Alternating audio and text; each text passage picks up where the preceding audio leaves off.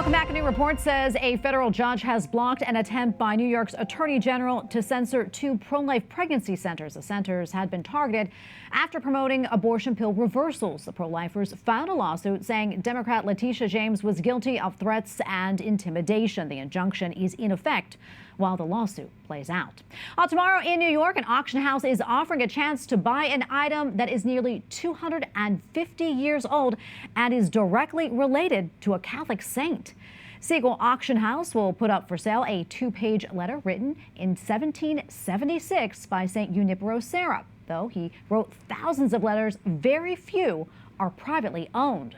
Most are in collections in California and in Mexico. The letter is expected to sell for at least $100,000.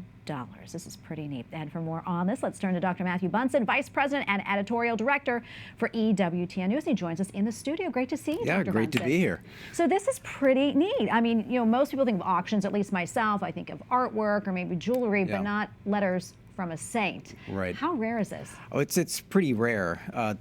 First, you have to stipulate that because this is a handwritten letter by him, it has his signature. This is technically a second-class relic. So obviously the church is not in favor, in fact, opposes the selling of relics of any kind. So we'll set that aside. The reality is also that Junipero Serra is a saint, but he's also a major historical figure, not just in California, but across the nation. This is a very niche type of an auction. It's coming from the Vaquero collection, which is focused on the postal history of Alta California.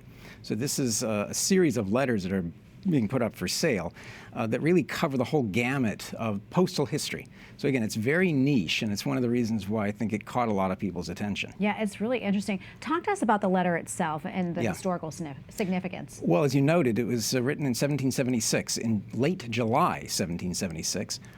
On the other side of the continent, just a few weeks before, was the signing of the Declaration of Independence. So this gives us an idea of some of the context of the history.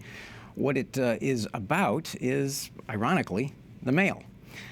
Junipero Serra was concerned with getting communications. Now, let's remember, when we're talking about Alta California, we're talking about California, but we're also talking about parts of Arizona, all the way into Colorado. So it's an immense territory. And how they were communicating across this territory was a great concern to him, which is tied closely to the development of the missions in California. I was going to ask you that. So we're talking about 1,500 miles, basically, that couriers would have to travel. And he saw the missions as important way stops, not just for the evangelization of California, and we'll come back to that in a minute, but really for the communication throughout all of California.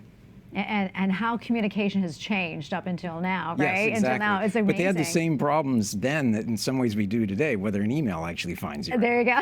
Or sometimes your own mail, too. I've been looking for some mail lately. It has not come yet. He was really a prolific writer. He was. Where would people be able to find some of his other letters? Well, his letters, as you noted, are in various collections, especially in California, the Huntington Library and Mission Santa Barbara. But this also gives us a really profound snapshot. It's just one letter, but it gives us a very clear idea of where his priorities were. And when we see that in all of his letters, this wasn't, for example, some undiscovered letter. We actually had the text of this previously from a great collection that the Franciscans put together. But it really reminds us of two things about Serra. One, that he's a saint. You can see in this letter that he's deeply concerned about the welfare of the California missions, the people who are going there, the colonists, but also the indigenous peoples. But then, like all great saints, he was practically minded. He had to have a genius for organization. You can see that in how he's plotting out strategically the locations and the future of the missions that led, of course, to the great 21-chain mission, the El Camino Real. So this is a great insight into him, but they are pretty rare. Yeah, and talk to us a little bit more about his impact in California. Yeah, well, we call him the Apostle of California with great justification. He's one of the most maligned figures, certainly in recent history, because of the clashes in 2020, but also the attacks, the anti-Catholic attacks on the history of the missions.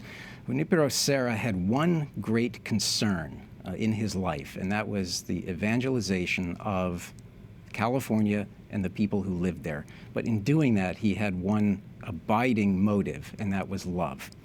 He learned the languages of the indigenous peoples. He did everything he could to fight and to resist colonial opposition to them and mistreatment of them. So he is deeply maligned. So a letter like this gives us a chance to revisit a little bit about his authentic legacy and why he is called the Apostle of California. Yeah, it's so interesting. It'll be interesting to find out who ends up buying it. I'm sure we'll find out. Yeah, we'll find out. Thank you so much, Dr. Bunson. Always great to be with you. Great to be with you.